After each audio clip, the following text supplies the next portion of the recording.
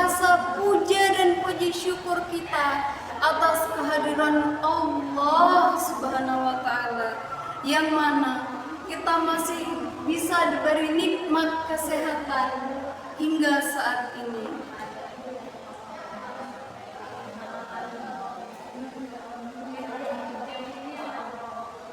Salawat serta salam semoga tercurahkan kepada baginda agung kita, yakni Nabi Muhammad Sallallahu Alaihi Wasallam, sang murabbi sejati yang diutus untuk menyempurnakan akhlak dan mendidik jiwa manusia dari kegelapan menuju cahaya.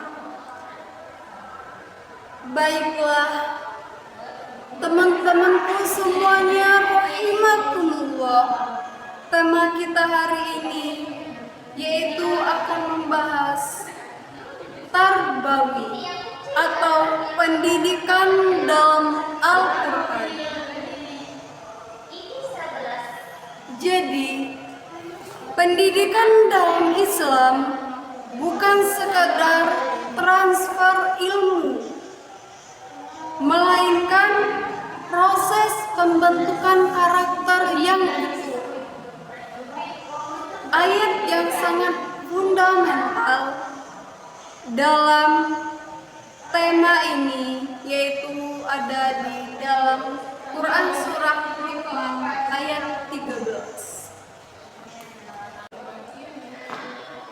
Adapun ayat yang sangat fundamental dalam tema kita kali ini yaitu terdapat di dalam Quran surah Luqman ayat 13 yang berbunyi, Bismillahirrahmanirrahim.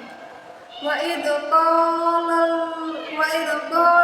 Luqman libani wa huwa ya'izuhu ya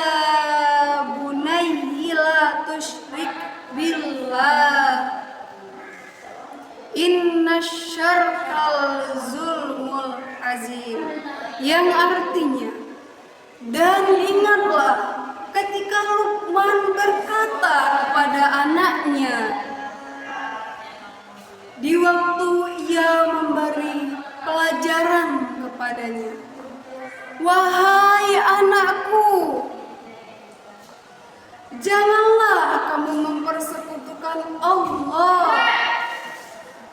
Sesungguhnya mempersekutukan Allah adalah benar-benar kezaliman yang besar. Perjalanan tafsir ayat tarbawi dalam 3 era pendidikan ini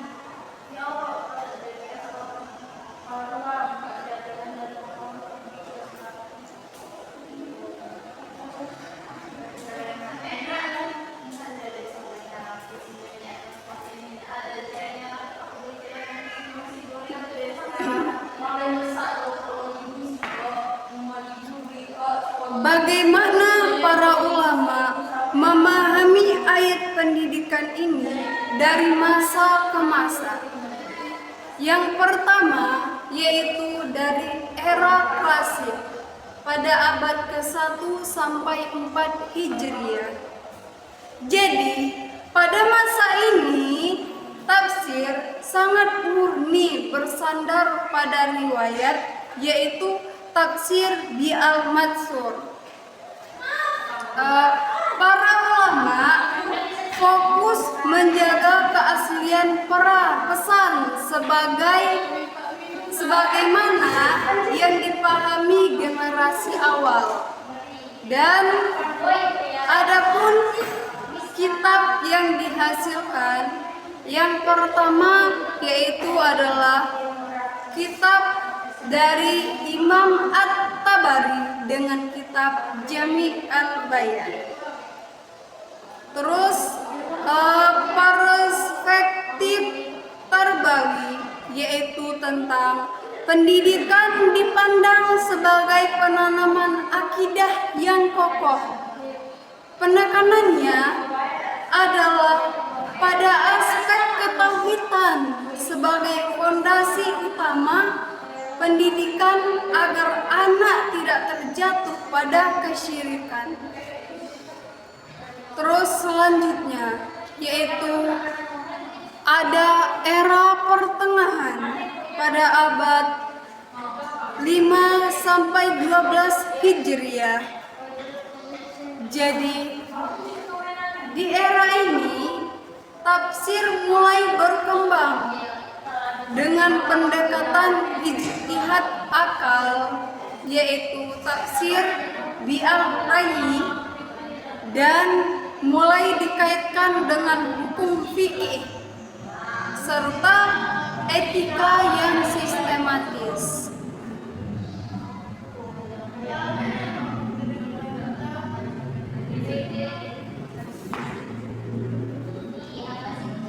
Adapun ahli dan kitab yaitu Ibnu Katsir dalam tafsir Al-Quran, Al-Azim atau Qurtubi dalam Al-Jami' Ahkam Al-Quran.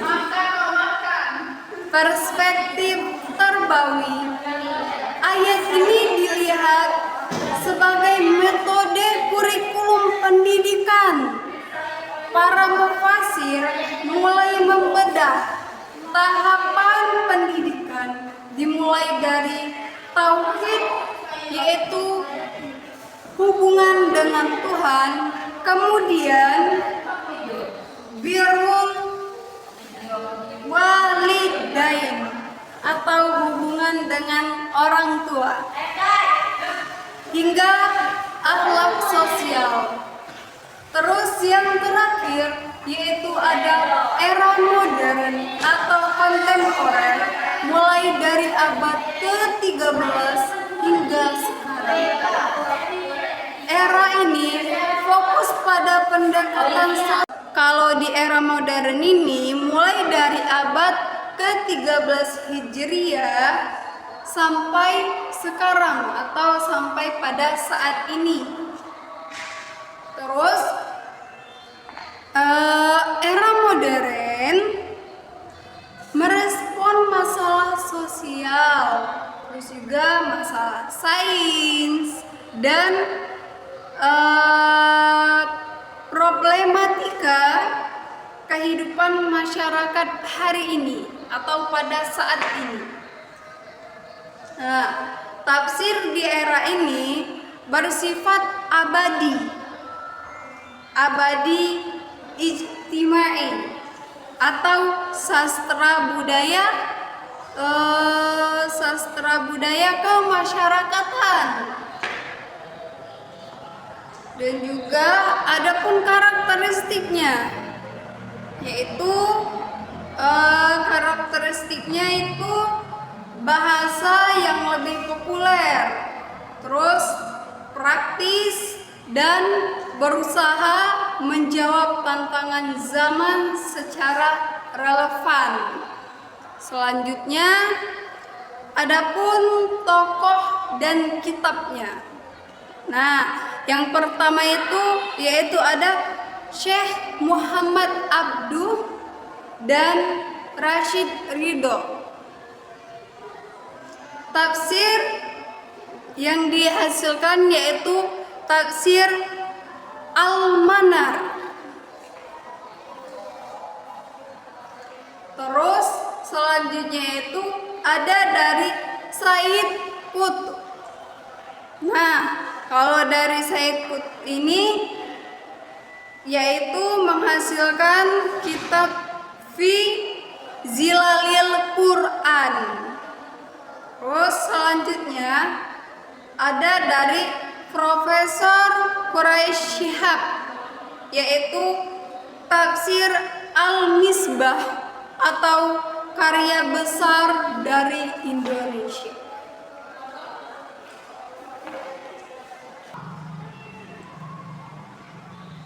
Karakteristiknya yaitu berfokus pada kekuatan sanad,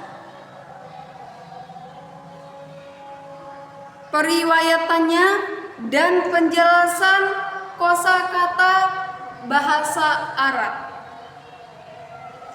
Adapun tokoh ahlinya yaitu dari Ibnu Abbas atau Sultan Al-Mufassirin dan Mujahid. Kitab utamanya yaitu dari Jami' al-Bayan fi Ta'wil Al-Quran karya Imam At-Tabari. Karena kelengkapan riwayatnya. Terus selanjutnya yang kedua yaitu ada tafsir di era pertengahan. Jadi di era pertengahan ini mulai dari abad ke-5 sampai abad ke-12 Hijriah. Nah, di era ini Cakrawala berpikir umat Islam ini meluas. Terus tafsir mulai dimasuk unsur ijtihad, akal atau tafsir bi'al ra'yi yang disiplin, serta corak-corak ilmu pengetahuan tertentu seperti hukum, filsafat, dan juga bahasa. Adapun karakteristiknya yaitu penafsiran menjadi lebih mendalam secara tematis sesuai dengan keahlian mufasirnya.